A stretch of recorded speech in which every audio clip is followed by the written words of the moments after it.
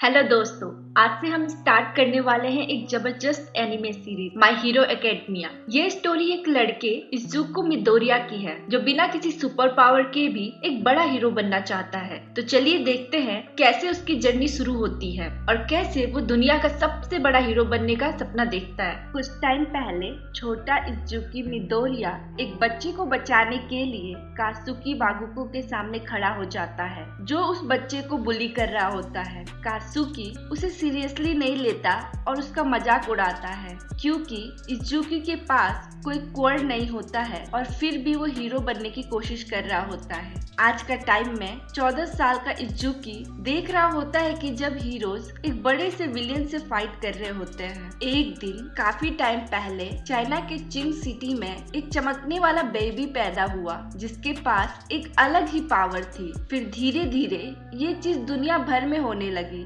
और जल्द ही ज्यादातर लोगों के पास सुपर ह्यूमन पावर्स आ गई जिसे क्वर्क्स बोला जाने लगा। इस वजह से लोग हीरो बनने का काम एक प्रोफेशन के रूप में करने लगे। जब बैकड्राफ्ट लोगों को सेफ डिस्टेंस पर रोकता है तब कामुई उड्स एक बड़े से क्रिमिनल से फाइट कर रहा होता है। कामुई उड्स बोलता है कि विलियन ने अपना क्वर्क का यूज इलीगल काम के लिए किया है और उसे रोकने के लिए वो उस पर लैकेट चेन प्रिजन यूज करता है ताकि उसकी मूवमेंट बंद हो जाए। तभी एम्प्टी लेडी वहां आ जाती है और कैनन का यूज करके वो उस विलियन को हरा देती है। बहुत सारे लोग उसकी फोटो लेने लगते हैं और एम्प्टी लेडी प्राउडली बोलती है कि आज उसका डेब्यू है और आगे का काम उस पर छोड़ दो। इज़ुको तुरंत ही एम्प्टी लेडी के क्वर्क जीएंटिफिकेशन के बारे में नोट्स बनाने लगता है। एक आदमी उसे देख के कहता है, तू भी हीरो बनने का सोच रहा है क्या? Good luck. इज़ुको खुशी से कहता है, मैं अपना बेस्ट दूंगा। एल्डेरा जूनियर हाई में एक टीचर क्लास को फ्यूचर के बारे में लेक्चर देता है। वो बोलता है कि वो सबको उनके फ्यूचर प्लान्स का फॉर्म देगा, लेकिन उसे पता है कि सभी बच्चे हीरो ही बनना चाहते हैं। जैसे ही क्लास के स्टूडेंट अपने अपने क्वर्क्स दिखाने लगते हैं, टीचर उन्हें याद दिलाते हैं कि स्कूल टाइमिंग में क्वर्क यूज करना अलाउड नहीं है। कात्सुकी टीचर से कहता है कि उससे सबके साथ कंपेयर मत करो क्योंकि वो सबसे अलग और बेस्ट है। उसके क्लासमेट उस पे चिल्लाते हैं लेकिन कात्सुकी उन्हें चुप करा देता है और सबको याद आ जाता है कि वो यूए हाई स्कूल के लिए ट्राई कर रहा है। जब स्टूडेंट एंट्रेंस एग्जाम की डिफिकल्टी के बारे में बात करते हैं तो कात्सुकी बोलता है कि उसने मॉक टेस्ट में टॉप किया है और वो ऑल माइट से भी बड़ा हीरो बनेगा। टीचर बोलता है कि इज़ुको भी यूए जाना चाहता है। ये सुनते ही पूरी क्लास उसकी तरफ देखने लगती है और थोड़ी ही देर में सब उस पे हंसने लगते हैं। क्लासमेट बोलते हैं कि सिर्फ पढ़ाई से वो हीरो कोर्सेज में कभी भी नहीं जा पाएगा। इज़ुको अपना पॉइंट क्लियर करने की कोशिश करता है लेकिन कात्सुकी उस पर छोटी सी एक्सप्लोजन मार देता है और बोलता है कि इज़ुको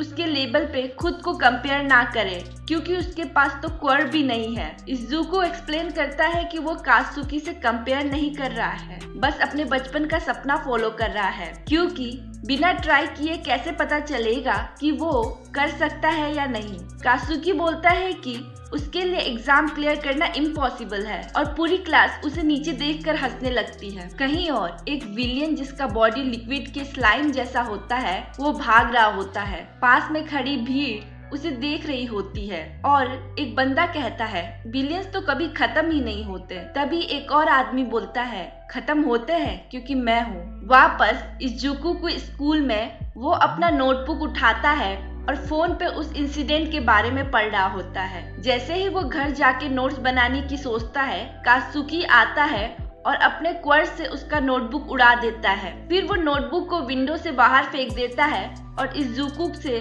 कहता है कि यूए का सपना छोड़ दे। इज़ुको उसकी बातों का कोई जवाब नहीं देता। जब इज़ुको नोटबुक उठाता है उसे अपना बचपन याद आ जाता है जब उसने पहली बार एक वीडियो देखा था जिसमें ऑल माइट अपना हीरो डेब्यू कर रहा होता है और 100 से भी ज्यादा लोगों की जान बचाता है। डॉक्टर उसे कहता है कि वो अपना सपना छोड़ दे क्योंकि उसकी छोटी उंगली में 2 पॉइंट्स है जो दिखाता है कि वो क्वर्कलेस है। उसी दिन रात को इज़ुको वो वीडियो दोबारा देखता है रो रहा होता है और अपनी माँ से पूछता है, क्या मैं अब भी ऑल माइट जैसा हीरो बन सकता हूँ? उसकी माँ रो पड़ती है और उसे सिर्फ माफी मांगती है। वापस प्रेजेंट टाइम में जब इज़ुको घर जा रहा होता है, तभी पहले दिखाया गया स्लाइम जैसा विलियन उस पर अटैक कर देता है। तभी अचानक ऑल माइट वहाँ अपीयर होता है और टेक्सास स्मैश का यूज करता है, एक पावरफुल हवा जैसा पंच, जिससे विलियन उड़ जाता है और हार जाता है। इज़ुको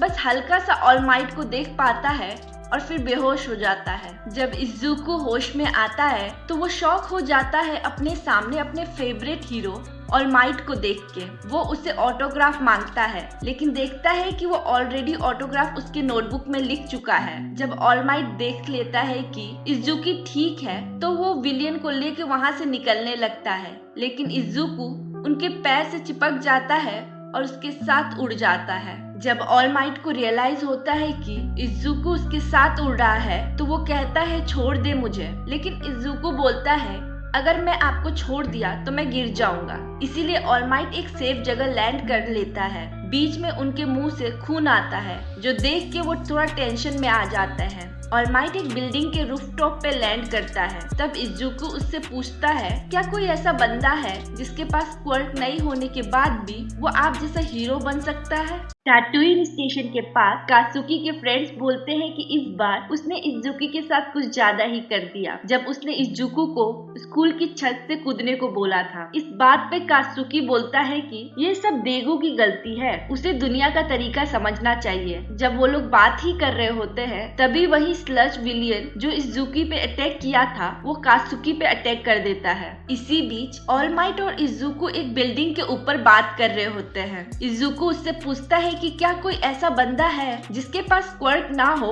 वो भी ऑल माइट जैसा हीरो बन सकता है? जब इज़ुको अपना ड्रीम के बारे में बताता है, तभी ऑल माइट का टाइम लिमिट खत्म हो जाता है और वो एक पतला और थका हुआ इंसान बन जाता है। इज़ुको उसकी असली फॉर्म देख के शॉक हो जाता है। ऑल माइट उसे एक्सप्लेन करता है कि ये सब उस चोट की वजह से हुआ है जो उसे 5 साल पहले लगी थी। फिर वो इज़ुको को एक लेक्चर देता है कि एक प्रो हीरो को हमेशा अपनी जान दांव पे लगाने के लिए रेडी रहना पड़ता है, इसीलिए वो उससे झूठ नहीं बोल सकता। वो नहीं कह सकता कि तुम बिना क्वर्क के भी हीरो बन सकते हो। जब ऑल माइट रूफटॉप से नीचे उतरता है, तब उसे रियलाइज होता है कि जिस विलियन को उसने पकड़ा था वो अब वहाँ नहीं है और शहर के एक और हिस्से में हमें एक्सप्लोजन होता हुआ दिखाई देता है। एक्सप्लोजन वाली जगह पे डेथ आर्म्स और दूसरे हीरोज स्लज विलियन से लड़ने की कोशिश कर रहे होते हैं, जो अब कात्सुकी को अपने कब्जे में लेने की कोशिश कर रहा होता है, लेकिन कोई कुछ नहीं कर पाता। ऑल माइट सब देख रहा होता है और खुद से गिल्टी फील कर रहा होता है कि उसने टाइम वेस्ट किया और अब फाइट करने के लायक नहीं है। इज़ुको ऑल माइट की बातें सोचता हुआ सड़क पे चल रहा होता है और एक्सप्लोजन देखने वाले क्राउड के पास पहुंचता है। वो देख लेता है कि ये वही विलियन है जिसे ऑल माइट ने उसे बचाया था और उसे लगता है कि ये सब उसकी गलती है।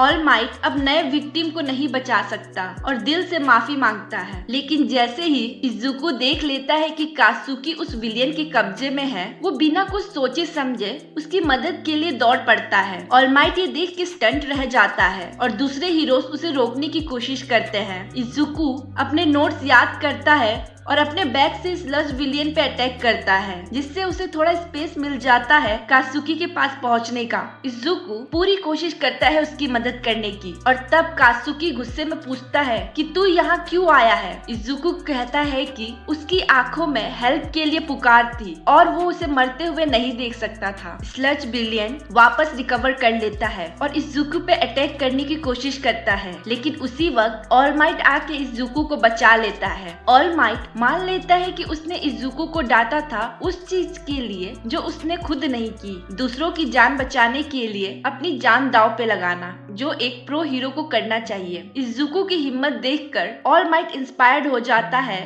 और अपनी फुल पावर यूज करता है डेट्रोइट स्मेश से स्लज को उड़ा देता है और साथ ही कात्सुकी को भी फ्री कर देता है। बाद में हीरोज इज़ुको को डांटते हैं कि उसने अपनी जान खतरे में डाली और कात्सुकी की तारीफ मिलती है क्योंकि उसने विलियन के अगेंस्ट फाइट किया। उसी दिन थोड़ी देर बाद कात्सुकी इज़ुको के पास आता है और गुस्से में बोलता है, मैंने तुझसे कभी भी हेल्प नहीं मांगी, तू मुझे नीची नजरों से मत देख और मैं तुझसे कभी हेल्प नहीं मांगूंगा। फिर ऑल माइट दोबारा इज़ुको से मिलता है और बोलता है कि उस सिचुएशन में फर्क एक्चुअली इजुकी ने ही दिया था। अगर इजुकी वहाँ पे नहीं जाता तो शायद हो सकता था कि वो कात्सुकी को बचा नहीं पाता। ऑलमाइटी इजुकी को बोलता है कि उसने बिना क्वर्क के भी उसे हेल्प किया। वो बोलता है कि इजुकी ने वही किया जो बड़े बड़े हीरोज करते हैं, बिना सोचे समझे किसी की हेल्प के लिए मूव कर जाना। आखिर में जब इजुकी रो रहा होता है, ऑलमाइटी उसे कहता है तुम भी हीरो बन सकते हो। इजुकी खुशी के आंसू रो देता है जब उसका सपना उसके आइडल के द्वारा माना जाता है। ऑलमाइट उससे कहता है कि वो उसकी ताकत का हकदार है और प्रपोज करता है कि वो अपना क्वर्क उसे दे देगा, जिससे इजुकी थोड़ा कंफ्यूज हो जाता है। ऑलमाइट बताता है कि उनका क्वर्क आगे किसी और को भी दिया जा सकता है और उन्होंने इजुकी को अपना सक्सेसर चुना है। ऑलमाइट उसे बताता है कि उसकी पावर का नाम है वन फॉर ऑल। इजुकी पूछता है कि ऑलमाइट अपना क्वर्क उसे क्यों देना चाहता है, तो ऑलमाइट कहता है कि उन्हें कोई दिक्कत नहीं है और क्योंकि स्लज विलियन के अटैक के टाइम इजुकी ने बाकी सब सो कॉल्ड हीरोज से ज्यादा साइन किया था। ऑलमाइट की एक्सप्लेनेशन के बाद इजुकी बिना किसी हेजिटेशन के प्रपोजल एक्सेप्ट कर लेता है। ऑलमाइट इजुकी की ट्रेनिंग शुरू करता है ताकि उसका बॉडी इतना स्ट्रॉन्ग हो सके कि वो वन फॉर ऑल को इनहेरिट कर सके। ट्रेनिंग के लिए ऑलमाइट उसे तकोबा सीसाइड बे के सारे कचरे साफ करवाने लगता है। यह उसका एक तरीका होता है इजुकी की बॉडी को इतना स्ट्रॉन्ग बना सके नेक्स्ट 10 मंथ के लिए, क्योंकि उसके बाद एक यूए एंट्रेंस एग्जाम होने वाला होता है। ऑलमाइट चाहता है कि तब तक इजुकी एक वर्दी वेसल बन जाए। ऑलमाइट उसके लिए एक इंटेंस ट्रेनिंग शेड्यूल बनाता है जो इजुकी को अच्छी तरीके से फॉलो करना होता है, लेकिन ट्रेनिंग के दौरान इजुकी अपने आप को ओवरवर्क करने लगता है और ऑलमाइट देख लेता है कि इजुकी उसके शेड्यूल से ज्यादा मेहनत कर रहा है जितना डिसाइड हुआ था। ऑलमाइट उसे डांट देता है क्योंकि उसे लगता है कि ये उल्टा नुकसान कर देगा, लेकिन इजुकी जवाब देता है कि वो इतना मेहनत इसलिए कर रहा है क्योंकि वो यूए में बेस्ट परफॉर्म करना चाहता है और ऑलमाइट जैसे हीरो बनना चाहता है। ये सुनकर ऑलमाइट को इजुकी के अंदर एक असली पैशन दिखाई देता है। 10 महीने की इंटेंस ट्रेनिंग के बाद फाइनली यूए एंट्रेंस एग्जाम का दिन आ जाता है। तकोबा सीसाइड बे पूरी तरीके से इजुकी ने क्लीन कर दिया होता है। उसका बॉडी अब मस्कुलर और स्ट्रॉन्ग दिखने लगता है और ऑलमाइट कहता है कि अब इजुकी वन फॉर ऑल का वर्दी वेसल बन चुका है। फिर ऑलमाइट उसे अपने बाल का एक टुकड़ा खाने के लिए कहता है, जिससे इजुकी थोड़ा कंफ्यूज हो जाता है। तो ऑलमाइट कहता है कि डीएनए किसी भी तरीके से लिया जा सकता है और एग्जाम शुरू होने में कुछ ही घंटे बचे हैं, इसीलिए ये जरूरी है कि इजुकी तुरंत इनहेरिट कर ले। इजुकी टाइम पर यूए हाई स्कूल पहुंच जाता है एंट्रेंस एग्जाम के लिए। जैसे ही वो अंदर जाने लगता है वो गिर जाता है, लेकिन एक लड़की अपने क्वर्क से उसे बचा लेती है। इस लड़की का नाम उराराका है। उराराका उसे गुड लक बोलती है और इजुकी स्पीचलेस हो जाता है। उसे शौक लगता है कि उसने एक लड़की से बात कर ली। यूए के अंदर मिक सबको बताता है कि एंट्रेंस एग्जाम कैसा होगा। पहले एक प्रैक्टिकल टेस्ट होगा और उसके बाद रिटन टेस्ट होगा। वो बताता है कि प्रैक्टिकल टेस्ट का गोल है जितना ज्यादा हो सके उतने विलियंस जो असल में रोबोट होते हैं को हराना, ताकि ज्यादा स्कोर मिल सके। इजुकी अपने डेजिग्नेटेड बैटल सेंटर पे पहुंच जाता है प्रैक्टिकल टेस्ट के लिए। वो तय कर लेता है कि ऑलमाइट की ट्रेनिंग से मिली हर एक ताकत को यूज करेगा ताकि वो ये प्रैक्टिकल टेस्ट पास कर सके। प्रैक्टिकल टेस्ट स्टार्ट होने से थोड़ा पहले सभी पार्टिसिपेंट ट्रेनिंग फील्ड की साइज देखकर हैरान रह जाते हैं। इजुकी को वही लड़की दिखती है, उराराका, जिसने उसे पहले गिरने से बचाया था। वो उसे थैंक यू बोलना चाहता था, लेकिन बीच में इदा आ जाता है जो एक और पार्टिसिपेंट होता है। इदा ने पहले भी ऑडिटोरियम में इजुकी को रोका था। अब वो इजुकी को वार्न करता है कि उराराका को डिस्ट्रैक्ट मत करना, जबकि बाकी लोग इजुकी को ऑलरेडी फेल समझ चुके होते हैं। फिर अचानक एग्जाम स्टार्ट हो जाता है और सभी लोग टेस्ट एरिया में दौड़ जाते हैं। सिर्फ इजुकी पीछे रह जाता है। वो भी उनके पीछे दौड़ जाता है, लेकिन तभी एक 1 पॉइंट वाला एनिमी रोबोट उस पे अटैक कर देता है। आयोयामा आता है और अपने नेवल लेजर से उस रोबोट को उड़ा देता है और फिर आगे बढ़ जाता है। इजुकी एरिया में इधर उधर घूमता है रोबोट को डिस्ट्रॉय करने के लिए, लेकिन ज्यादा रोबोट्स ऑलरेडी दूसरे पार्टिसिपेंट ने उड़ा दिए होते हैं। दूसरी तरफ यूए के जज का पैनल डिस्कस करता है कि एग्जाम पास करने के लिए क्या क्या चीजें इंपॉर्टेंट होती है, जैसे स्पीड, स्ट्रेंथ और एक शांत दिमाग। जैसे ही टेस्ट खत्म होने वाला होता है, इजुकी के पास अभी भी 0 पॉइंट्स होते हैं। तभी एक बड़ा सा रोबोट आता है जो 0 पॉइंट्स का ही होता है। सब लोग डर के मारे भाग जाते हैं और इजुकी वहीं डर से फ्रीज हो जाता है। रोबोट कुछ बिल्डिंग्स तोड़ता है और उराराका उनके नीचे फंस जाती है। जब रोबोट उसके और करीब आता है तो लगता है कि वो लड़की कुचली जाएगी। इजुकी को याद आता है कि ये वही लड़की है जिसने उसे पहले बचाया था और बस ये सोच के उसमें हिम्मत आ जाती है। एड्रेनलिन से भरा हुआ वो वन फॉर ऑल का पावर यूज करता है। हवा में उछल जाता है और एक जबरदस्त स्मैश मार के उस रोबोट को तोड़ देता है। सभी पार्टिसिपेंट हैरानी से देखते ही रह जाते हैं और यूए के जजेस भी उसकी सेल्फ सेक्रीफाइस की तारीफ करते हैं। वन फॉर फॉर ऑल पहली बार यूज करने के बाद इजुको को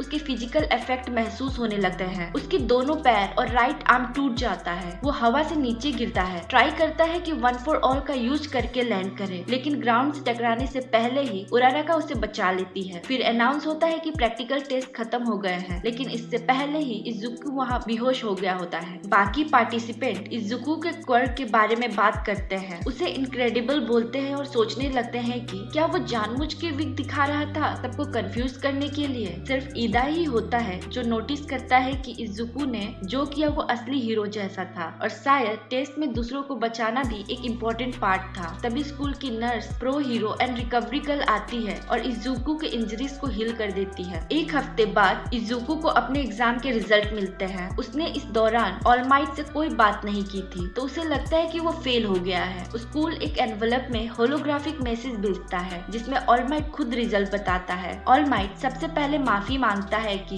उसने पहले कांटेक्ट नहीं किया और बताता है कि अब वो यूए हाई में एक नया टीचर बनने वाला है। फिर ऑल माइट समझाता है कि रिटन टेस्ट में तो इजुको ने ठीक ठाक किया था, लेकिन प्रैक्टिकल टेस्ट में उसे 0 पॉइंट आए थे। ये सुनकर इजुको उदास हो जाता है, लेकिन ऑल माइट एक वीडियो दिखाता है जिसमें उराराका मिक से रिक्वेस्ट करती है कि उसके कुछ पॉइंट इजुको को दे दिया जाए क्योंकि उसने उसकी जान बचाई। ऑल माइट बताता है कि टेस्ट में सिर्फ विलेंस को हराना ही इम्पोर्टेंट नहीं था, जजेस हीरोइक काम के लिए भी रेस्क्यू पॉइंट दे रहे थे। इजुको को 60 रेस्क्यू पॉइंट मिले थे जो एग्जाम पास करने के लिए काफी ज्यादा थे। एंट्रेंस एग्जाम का प्रैक्टिकल टेस्ट होने के बाद जजेस की टीम सब स्टूडेंट के स्कोर्स को रिव्यू करती है। वो नोटिस करते हैं कि कासुकी बाकुगो ने सबसे ज्यादा फाइटिंग पॉइंट स्कोर किया है, लेकिन एक भी रेस्क्यू पॉइंट उसे नहीं मिला है। वहीं दूसरी तरफ इजुको मिडोरिया ने बहुत सारे पॉइंट रेस्क्यू के मिले हैं, लेकिन एक भी फाइटिंग पॉइंट नहीं मिला है। इजुको फिर ऑल माइट से मिलता है तकोबा म्युनिसिपल बीच पार्क में, जहां ऑल माइट उसे पर्सनली यूए हाई स्कूल में सेलेक्ट होने की बधाई देता है। उसके बाद ऑल माइट इजुको को बताता है कि उसे धीरे धीरे वन फॉर ऑल क्वर्क के साथ एडजस्ट करना पड़ेगा। वो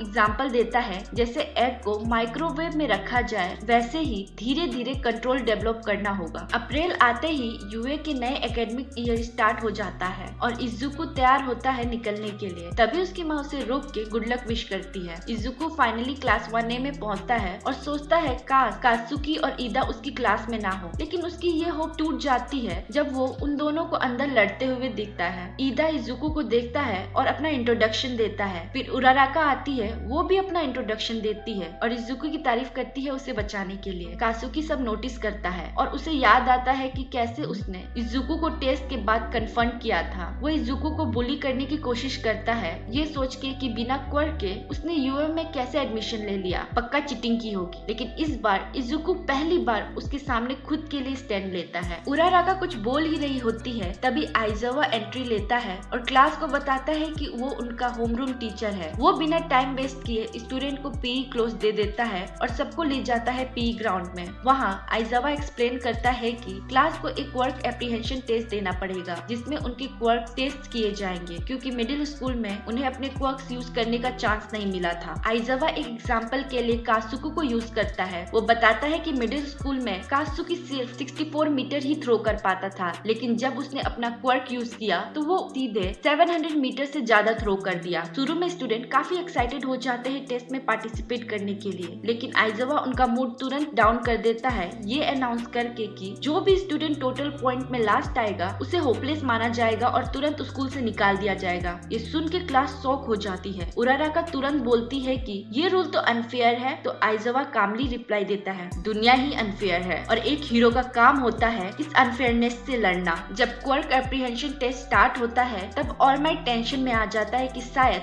आइजावा तुरंत इजुको को टारगेट करेगा, इसीलिए वो टेस्ट को खुद देखने चला जाता है। टेस्ट में स्टूडेंट को अलग अलग फिजिकल टास्क दिए जाते हैं जिसमें वो कम्पीट करते हैं। हर स्टूडेंट अपने क्वर्क यूज करते हैं और अच्छा परफॉर्म करते हैं, लेकिन इजुको स्ट्रगल करता है क्योंकि उसके पास सिर्फ 2 ही ऑप्शन होते हैं, या तो वन फॉर ऑल 100% यूज करे या बिल्कुल भी ना करे। कात्सुकी हर टेस्ट में अच्छा करता है उसके क्वर्क की वर्सेटिलिटी की वजह से। क्लास अब पिचिंग टेस्ट तक पहुंचती है और इजुको रियलाइज करता है कि ये उसका लास्ट चांस है अपनी एबिलिटी दिखाने का, वरना वो निकाला जा सकता है। वो ट्राई करता है अपना क्वर्क यूज करके बॉल थ्रो करने का, लेकिन वो फेल हो जाता है। तभी आइजावा अपना क्वर्क रिवील करता है, वो दूसरों का क्वर्क इरेज कर सकता है। इजुको तुरंत उसे पहचान लेता है, इरेजर हीरो इरेजर हेड के नाम नाम से। इरेजर हेड एक्सप्लेन करता है कि उसने इजुको का क्वर्क इसलिए इरेज किया है क्योंकि उसके क्वर्क का ड्रॉबैक बहुत ही सीरियस है। उसने बोला कि इजुको का क्वर्क उसके लिए खुद ही डेंजर बन सकता है और उसका इस स्कूल में कोई भी फ्यूचर नहीं है। लेकिन इजुको को एक और चांस दिया जाता है, एक और थ्रो। अब उसके पास दो ही ऑप्शन होते हैं, या तो वन फॉर ऑल यूज करके बाकी टेस्ट फेल करे या फिर उसे यूज ना करके ये टेस्ट फिर से फेल हो जाए। इजुको थोड़ा सोचता है, आइज़ुआ की बात याद करता है और फिर एक लास्ट थ्रो करता है। इस बार वो पूरा वन फॉर ऑल यूज नहीं करता है बल्कि सिर्फ अपनी फिंगर टिप पे फोकस करता है। ये एक्सप्लोजिव थ्रो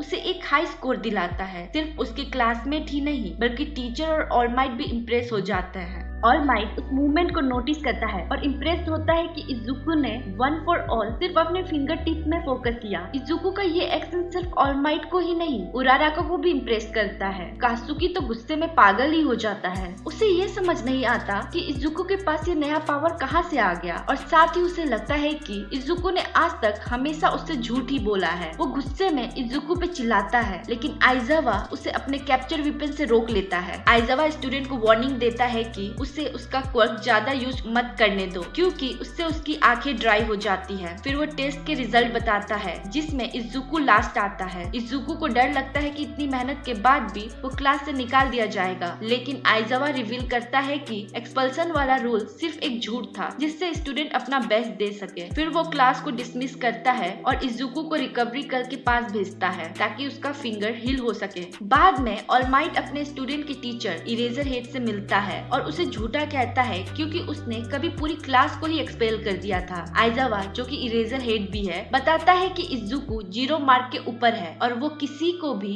एक्सपेल कर सकता है जो 0 के नीचे चला जाए। रिकवरी गर्ल इजुको का फिंगर ठीक कर देती है लेकिन उसके बदले उसकी स्टेमिना चली जाती है। स्कूल का पहला दिन खत्म होता है और थका हुआ इजुको ईदा और उराराका से मिलता है और उसे अब रियलाइज होता है कि उसके स्कूल में भी अब कुछ दोस्त बन गए हैं। अगले दिन क्लास 1A का दिन नॉर्मल क्लासेस से स्टार्ट होता है जब तक वो अपनी हीरो बेसिक ट्रेनिंग क्लास में नहीं पहुंचते। ऑल माइट उन्हें कॉम्बैट ट्रेनिंग के लिए ले जाते हैं जहां सबको पहली बार अपने हीरो कॉस्ट्यूम पहनने का मौका मिलता है। क्लास अपने कॉस्ट्यूम्स में चेंज कर लेती है और सब ग्राउंड बी में इकट्ठा होते हैं। ये वही जगह है जहां एंट्रेंस एग्जाम का प्रैक्टिकल टेस्ट हुआ था। ऑल माइट रूल बताता है क्लास को 10 टीम्स में डिवाइड किया जाएगा, आधे हीरोज और आधे विलियंस। विलियंस एक न्यूक्लियर वेपन को गार्ड करेंगे जिसे वो डिप्लॉय करना चाहते हैं और हीरोज का काम होगा उनका प्लान फेल करना। अगर हीरोज विलियंस को पकड़ लेते हैं या न्यूक्लियर कोर तक टाइम से पहुंच जाते हैं तो हीरोज जीतेंगे, लेकिन अगर विलियंस पूरे टाइम तक कोर को बचा लेते हैं या हीरोज को पकड़ लेते हैं तो विलियंस की जीत होगी। टीम को लकी ड्रॉ से बनाया जाता है और ऑल माइट अनाउंस करता है कि टीम ए में इजुको और उराराका है और उनका मैच टीम डी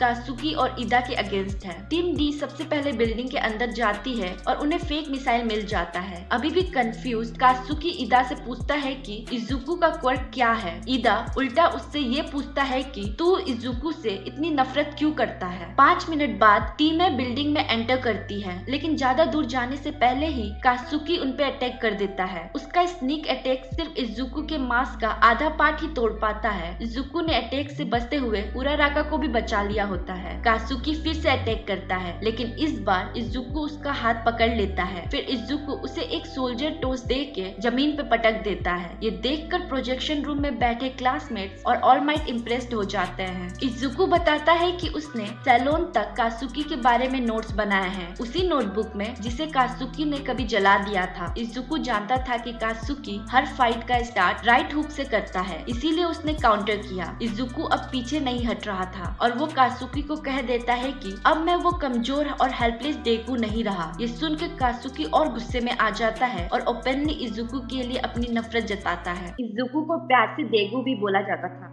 डेगू और कात्सुकी एक ही एरिया में बड़े हुए थे और बचपन से एक दूसरे को जानते थे। कात्सुकी हमेशा अपने आप को इजुको से बड़ा मानता था, स्पेशली जब उसका क्वर्क डेवलप हुआ। लेकिन इजुको ने कभी भी कात्सुकी को ऐसे ट्रीट नहीं किया जैसे वो उससे कम हो, बल्कि एक बार जब कात्सुकी नदी में गिर गया था तब भी इजुको उसकी मदद करने गया, पर कात्सुकी ने इसे इंसल्ट की तरह लिया, जैसे इजुको उस पर दया कर रहा हो। यही गुस्सा उसके अंदर सालों से भरा रहा और अब बैटल ट्रायल तक आ गया है। अब वो छोटे बच्चे नहीं रहे। इजुको अब वो नहीं चाहता कि कात्सुकी उसे बुली करे। वो जोर से चिल्लाता है कि अब वो कभी भी पीछे नहीं हटेगा। कासुकी को ईदा का मैसेज इंटरप्ट करता है जिसमें वो स्टेटस अपडेट मांगता है। गुस्से में कासुकी बस इतना बोलता है कि वेपन को डिफेंड करो और कम्युनिकेशन बंद कर देता है। फिर से अटैक मोड में कासुकी एक फ्लाइंग किक मारता है इजुकी के हेड की तरफ, लेकिन इजुकी अपनी हीरो नॉलेज का यूज करके उस मूवमेंट को काउंटर कर देता है। वो कैप्चर टेप और अपने नोट का यूज करता है जो उसने कासुकी और इरेजर हेड के ऊपर बनाया था, जिससे वो बच जाता है। दूसरी तरफ उराराका छुपी हुई वेपन को ढूंढने निकलती है और इजुकी कासुकी से बचने के लिए भाग जाता है ताकि वो प्लान बना सके। कासुकी जब इजुकी को ढूंढ रहा होता है उसे अपना पास्ट याद आता है और वो और भी गुस्से में आ जाता है क्योंकि उसे लगता है कि इजुकी सोचता है कि वो भी उसकी तरह वीक है। तभी उराराका वेपन तक पहुंच जाती है जिसे ईदा क्लोजली गार्ड कर रहा होता है। उराराका उसे विलियन जैसा एक्ट करते देख लेती है और हंसी रोक नहीं पाती, जिस वजह से उसका छुपना फेल हो जाता है। लेकिन ईदा ऑलरेडी प्रिपेयर्ड होता है। उसने रूम के सब आइटम्स को हटा दिया होता है ताकि उराराका अपना क्वर्क यूज ना कर सके। इजुकी उसे कांटेक्ट करता है और लोकेशन पूछता है। उराराका बताती है कि वो 5th फ्लोर पे ईदा के पास है। इजुकी तुरंत समझ जाता है कि कासुकी पागल हो गया है और ईदा को अकेला छोड़ दिया है। अब वो एक नया प्लान बनाता है। पहले कासुकी को हैंडल करेगा और बाद में ईदा के अगेंस्ट उराराका और वो मिल के लड़ेंगे। कासुकी फाइनली इजुकी तक पहुंच जाता है और पूछता है कि वो अपना क्वर्क क्यों नहीं यूज कर रहा।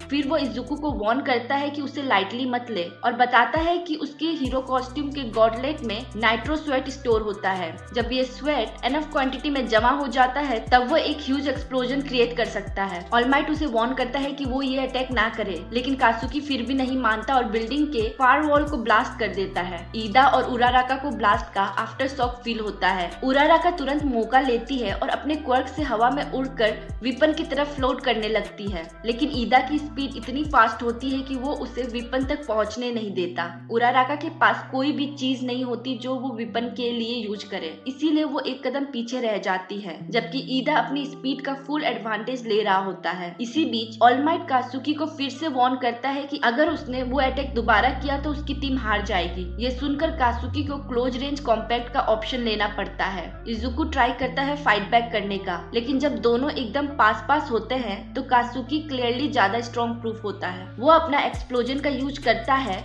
और हवा में डायरेक्शन चेंज करने के लिए और इजुकी को पीछे से ब्लास्ट कर देता है। फिर वो इजुकी के हाथ पकड़ के उसे जमीन पर जोर से पटक देता है, अपने दूसरे हाथ से एक्सप्लोजन करके एक्स्ट्रा मोमेंटम लेके। कासुकी की फाइटिंग स्किल देखकर क्लास वाले इम्प्रेस्ड हो जाते हैं और सबको शॉक लगता है कि कैसे गेम पूरा उलट गया और इजुकी अब पीछे हो गया है। कासुकी फिर से गुस्सा होकर इजुकी से कहता है कि अपना क्वर्क यूज करो। वो ताना मारता है और पूछता है, क्या तू अब अपने आप को इतना ऊपर समझने लगा है कि क्वर्क की जरूरत ही नहीं? ये बात इजुकी को इरिटेट कर देती है। वो बोलता है कि उसने हमेशा फील किया है कि कासुकी उससे बेटर है और इसी वजह से वो उसे हराना चाहता है। दोनों फुल इमोशन के साथ एक फाइनल क्लैश के लिए एक दूसरे की तरफ दौड़ते हैं। इजुकी को पता होता है कि क्लोज फाइट में वो कासुकी को नहीं हरा सकता, इसीलिए वो वन फॉर ऑल का पावर यूज करके और एक पावरफुल डेट्रॉइट स्मैश मारता है, जिससे बिल्डिंग का हर फ्लोर की सीलिंग टूट जाते हैं। इस एक्सप्लोजन की वजह से ऊपर वाले फ्लोर पे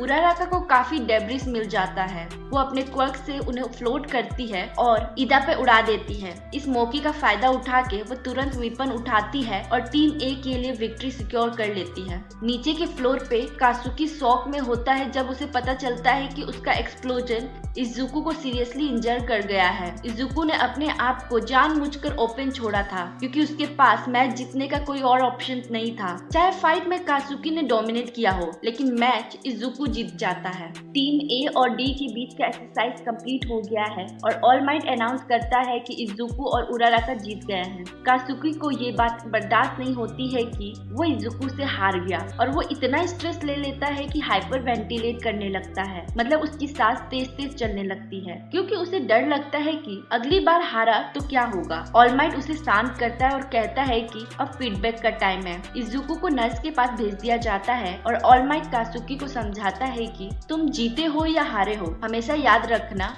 कि हर सिचुएशन कुछ सिखाता है, रिफ्लेक्ट करना चाहिए और लाइफ में आगे बढ़ते रहना चाहिए। मॉनिटर रूम में ऑल माइट अनाउंस करता है कि आज का MVP मोस्ट वैल्यूएबल प्लेयर ईदा है। फिर वो क्लास से पूछता है कि उन्हें क्या लगता है और ऐसा क्यों हुआ। मोमो, जो उन 4 स्टूडेंट में से एक होती है जो रिकमेंडेशन के थ्रू UA में आई है, आंसर करती है। वो कहती है कि कासुकी और इजुकू ने इंडोर एरिया में बड़े बड़े रेंज अटैक्स यूज किए, जो एक स्टूपिड मूव था, और उराराका ने अपना गार्ड जल्द ही नीचे कर दिया था और उसका फाइनल अटैक काफी इम्पल्सिव और रेकलेस था। मोमो एक्सप्लेन करती है कि चाहे ईदा हारा हो, लेकिन उसने सिचुएशन के अकॉर्डिंग अपना प्लान चेंज किया और एक्सरसाइज के असली पर्पज को रेस्पेक्ट किया। ऑल माइट मोमो के आंसर से काफी इम्प्रेस होता है और फिर नेक्स्ट मैच की तरफ बढ़ता है। टीम बी वर्सेस टीम आई। ओजिरो और तोरू विलियंस टीम में होते हैं। वो बिल्डिंग के अंदर जाके 4th फ्लोर पे जाते हैं जहाँ पे पेलोड रखा होता है। तोरू अपने कपड़े उतारती है ताकि उसकी इनविजिबिलिटी क्वर्क पूरी तरीके से काम करे बिना दिक्कत के। हीरो टीम में सोतो और मिजो होते हैं। वो कुछ मिनट बाद बिल्डिंग में एंटर करते हैं। मिजो अपनी क्वर्क से विलियंस टीम का लोकेशन ट्रैक करता है और सोतो को बताता है। सोतो मिजो को कहता है कि वो बिल्डिंग के बाहर चले जाए अपनी सेफ्टी के लिए और खुद अपनी क्वर्क यूज करके पूरी बिल्डिंग को एकदम फ्रीज कर देता है। विलियंस भी इंस्टेंटली फ्रीज हो जाते हैं। ओजिरो और तोरू के नंगे पैर जमीन पे चिपक जाते हैं, जिससे सोतो को इजिली चांस मिलता है पेलोड को टच करने का और इस तरीके से टीम बी मैच जीत जाता है। ऑल माइट सोतो की टेक्निक की तारीफ करता है। कासुकी और पूरी क्लास शॉक में रह जाती है उसकी पावरफुल क्वर्क को देख के। जब सारे एक्सरसाइज खत्म हो जाते हैं, ऑल माइट पूरी क्लास की मेहनत की तारीफ करता है और सबको वापस उनके होम रूम भेज देता है। वो बेरली बच के निकलता है क्लास से, उससे पहले उसका हीरो फॉर्म खत्म हो जाए। उसके बाद ऑल माइट नर्स ऑफिस जाता है जहाँ रिकवरी गर्ल गुस्सा करती है कि इजुको फिर 3rd टाइम सीरियसली इंजर्ड होके आया है। वो कहती है कि ऑल माइट को सिर्फ इसलिए इजुको को इंडल्ज नहीं करना चाहिए क्योंकि वो 1 फॉर ऑल इनहेरिट कर रहा है, लेकिन ऑल माइट उसे चुप रहने बोलता है क्योंकि ये बात अभी किसी को पता नहीं है। इजुको थोड़ी देर बाद होश में आता है और वापस क्लास जाता है। उसके क्लासमेट उसकी तारीफ करते हैं, लेकिन इजुको देखता है कि कासुकी वहाँ नहीं है। उराराका उसे बताती है कि कासुकी ऑलरेडी जा चुका है। इजुको उसे ढूंढने निकल पड़ता है। स्कूल के बाहर इजुको फाइनली कासुकी को मिलता है और डिसाइड करता है कि वो अब सब सच बोल देगा। वो कहता है कि उसकी क्वर्क उसे नेचुरली नहीं मिली बल्कि किसी और ने दी है और उसने कभी भी झूठ नहीं बोला था। पर कासुकी उसकी बात मानने से इनकार कर देता है, लेकिन फाइनली ये एक्सेप्ट कर लेता है कि वो हार गया है। कासुकी का ईगो क्लियरली हर्ट हो गया होता है। वो रोते हुए बोलता है कि सोतो की पावर और मोमो का फीडबैक ने उसे ये रियलाइज करवाया है कि उसे अभी भी काफी काम करना है अपने ऊपर। गुस्से में जाते वक्त वो इजुको को वार्न करता है कि अभी तो बस शुरुआत है और अगली बार वो कभी नहीं हारेगा। ऑल माइट उसे फिर से समझाता है, लेकिन कासुकी उसकी हेल्प लेने से मना कर देता है। वो कहता है कि बिना किसी की मदद से वो खुद नंबर 1 हीरो को भी क्रॉस करेगा। कहीं और किसी अननोन जगह पे एक मिस्टीरियस आदमी न्यूज़पेपर पढ़ रहा होता है जिसमें लिखा होता है कि ऑल माइट अब टीचर बन गया है। वो सोचता है क्या होगा अगर ये सिंबल ऑफ पीस विलियंस के हाथों खत्म हो गया। जब न्यूज आई कि ऑल माइट अब UA हाई के फैकल्टी में ज्वाइन कर चुका है, तो प्रेस ने स्टूडेंट से इंटरव्यू लेना शुरू कर दिया, कुछ खास इन्फॉर्मेशन मिलने के होप में। इरेजर हेड उनको रोकने की कोशिश करता है और बोलता है जाने के लिए, लेकिन रिपोर्टर उसके पीछे पीछे अंदर घुसने लगते हैं, जिससे UA का सिक्योरिटी बैरियर एक्टिवेट हो जाता है। क्लास 1 के होम रूम में सोता अनाउंस करता है कि क्लास रिप्रेजेंटेटिव चुनना होगा। ये रिप्रेजेंटेटिव बनना एक अच्छी अपॉर्चुनिटी है जिससे स्टूडेंट को एक्स्ट्रा रिकॉग्निशन मिल सकता है, इसीलिए लगभग सभी स्टूडेंट खुद को इलेक्ट करने की कोशिश करते हैं। ईदा बोलता है कि वोट के थ्रू डिसाइड करना चाहिए, पर रिजल्ट उसकी पसंद का नहीं आता। इजुको को क्लास रिप्रेजेंटेटिव बनाया जाता है और मोमो को डेप्यूटी रिप्रेजेंटेटिव। बाद में इजुको, उराराका और ईदा लंच के लिए मैस हॉल में बैठे होते हैं। इजुको थोड़ा नर्वस होता है कि क्या वो क्लास को अच्छे से लीड कर पाएगा या नहीं, लेकिन ईदा उसका कॉन्फिडेंस बढ़ाता है। ईदा ये तक बोलता है कि उसने भी इजुको को वोट दिया था क्योंकि एंट्रेंस एग्जाम के टाइम उसका इंस्टीट्यूशन स्ट्रॉन्ग था। उराराका नोटिस करती है कि ईदा बहुत फॉर्मल तरीके से बात करता है, तो वो पूछती है कि क्या वो किसी रिच फैमिली से है। ईदा थोड़ा हेजिटेंट फील करता है, लेकिन बताता है कि वो ईदा हीरो फैमिली से बिलोंग करता है। उसका भाई टर्बो हीरो है जो एक फेमस प्रो हीरो है। उनकी बात तभी रुक जाती है है जब स्कूल का अलार्म बजने लगता है। एक थर्ड ईयर स्टूडेंट बताता है कि इसका मतलब है कोई यूए के अंदर घुस आया है सिक्योरिटी बैरियर को बाईपास करके। सब स्टूडेंट एक साथ मैस हॉल से भागने लगते हैं जिससे हॉलवे जाम हो जाता है। पैनिक में होने के बावजूद ईदा नोटिस करता है कि अंदर सिर्फ मीडिया वाले ही आए हैं। अपने भाई और इजुको से इंस्पायर्ड होके ईदा एक प्लान बनाता है ताकि सबको शांत कर सके। वो उराराका से कहता है कि उसे फ्लोट करा दो और फिर इमरजेंसी बोर्ड पे चढ़ के सबको शाउट करता है कि सब शांत हो जाओ, सिर्फ मीडिया वाले आए हैं, कोई डेंजर नहीं है। इससे सिचुएशन थोड़ी काम हो जाती है। लंच के बाद स्टूडेंट वापस क्लास में आते हैं और इजुको डिसाइड करता है कि वो क्लास प्रेसिडेंट की पोजीशन छोड़ देगा। वो ईदा की हीरोइक एक्ट से इतना इम्प्रेस होता है कि उसे ही अपना रिप्लेसमेंट नॉमिनेट करता है। बाकी स्टूडेंट भी एग्री करते हैं और ईदा नया क्लास रिप्रेजेंटेटिव बन जाता है। यूए के फैकल्टी मेंबर्स एक मीटिंग में बैठकर डिस्कस कर रहे होते हैं कि यूए का डिफेंसिव बैरियर काफी हद तक डिस्ट्रॉय हो चुका है, जो दिखाता है कि किसी ने सच में यूए में घुसने की कोशिश की है। उसका डाउट होता है कि क्या एक नॉर्मल रिपोर्टर इतनी सिक्योरिटी क्रॉस करके अंदर आ सकता है, लेकिन प्रिंसिपल ये बात मना कर देता है और कहता है कि ये किसी इविल फोर्स का काम है। उन्हें लगता है शायद ये किसी तरह का वार्निंग या वॉर अनाउंस करने जैसा कुछ हो सकता है। सिटी के दूसरे हिस्से में प्रो हीरोज कामुई, उड्स और माउंट लेडी एक होस्टेज सिचुएशन हैंडल कर रहे होते हैं, जहां हैबिट हेडगियर नाम का 1 बिलियन लोगों को बंदी बना लेता है। सिचुएशन डेंजरस हो जाती है, तभी ऑलमाइट वहां पहुंचता है और मिसोरी स्मैश से विलियन को हरा देता है। फिर वो यूए की तरफ निकलता है, लेकिन रास्ते में और भी जगह रुक रुक के वो हीरो का काम करता रहता है। ऑलमाइट फील करता है कि वो अब पहले से स्लो हो गया है सिंस उसने वन फॉर ऑल इजुको को दे दिया। उसे याद आता है कि जब इजुको ने कन्फेस किया कि उसने थोड़ा सीक्रेट कात्सुकी को बता दिया था, ऑलमाइट ने उसे माफ तो कर दिया, लेकिन उसे ये भी याद दिलाया कि वन फॉर ऑल का सीक्रेट सेफ रहना चाहिए,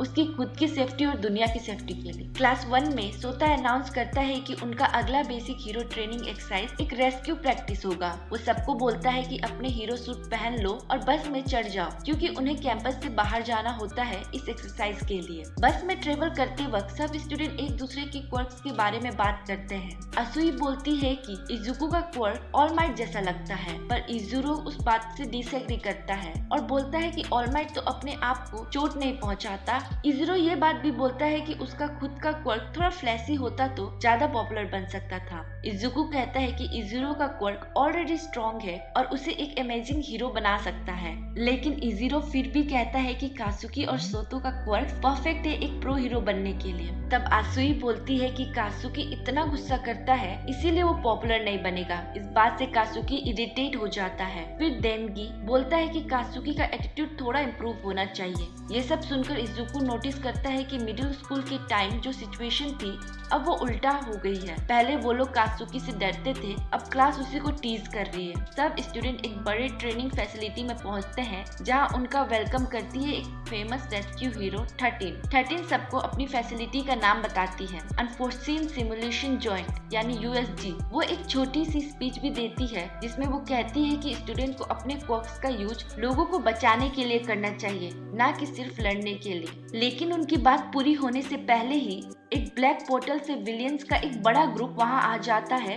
सब लोग शॉक हो जाते हैं। विलियंस यूएसजी के प्लाजा में आ जाते हैं। 3 मिस्टीरियस विलियन उनको लीड कर रहे होते हैं। उनमें से एक नोटिस करता है कि ऑलमाइट क्लास के साथ नहीं है। वो और उसके साथ ही चेक करते हैं कि शेड्यूल के हिसाब से ऑलमाइट को आज क्लास पढ़ानी थी। इरेजर हेड तुरंत पहचान लेता है कि ये विलियंस वही है जो पहले यूए में घुस आए थे। उनमें से एक विलियन तोमुरा इस बात से डिसअपॉइंटेड होता है कि ऑलमाइट वहाँ नहीं है। वो सोचता है कि शायद सिंबल ऑफ पीस जो कि ऑलमाइट है तब आएगा जब स्टूडेंट को मार देंगे। इरेजर है जो कि सोतो है सिचुएशन का चार्ज ले लेता है।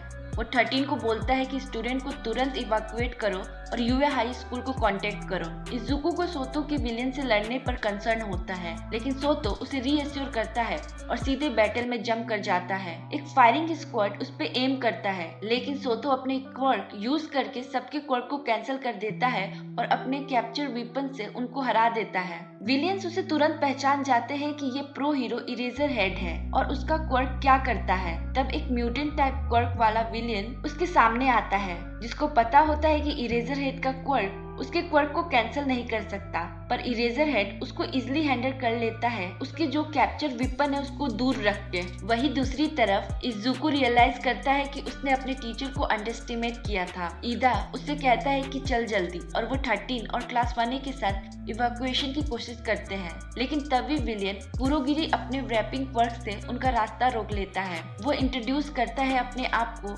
लीग ऑफ विलियन का मेंबर्स और बताता है कि उनका गोल ऑल माइट को मारना है। कात्सुकी और इजिरो तुरंत उस पर अटैक कर देते हैं, लेकिन कुछ फायदा नहीं होता। 13 अपना क्वर्क यूज ही करने वाली होती है कि कुरोगिरी सभी स्टूडेंट को अलग अलग सिमुलेशन जोन में रैप कर देता है। इजुको अंडर वाटर चला जाता है शिपव्रेक जोन में। एक शार्क जैसा विलियन उसे खाने की कोशिश करता है, लेकिन उसी समय आसुई आके उसे बचा लेती है, उस शार्क को एक किक मार के। विलियन को हैंडल करने के बाद आसुई अपनी टंग से इजुको को शिप पे फेंक देती है और खुद भी मिनोरू के साथ शिप पे आ जाती है। वो लोग बात करते हैं कि विलियंस का प्लान ऑल माइट को मारने का है, जो काफी सीरियस है। इजुको क्लियरली बोलता है कि ये उनकी क्लास की जिम्मेदारी है कि वो हीरोज बने और ऑल माइट को प्रोटेक्ट करें। तो कात्सुकी, इजिरो और क्लास 1 के कई और मेंबर्स भी अलग अलग सिमुलेशन जोन में जाने के बाद विलियन से फाइट बैक करना स्टार्ट कर देते हैं। यूए के नर्स ऑफिस में ऑल माइट ट्राई करता है 13 और सोतो से कांटेक्ट करने की, लेकिन उसे कोई कनेक्शन नहीं मिलता।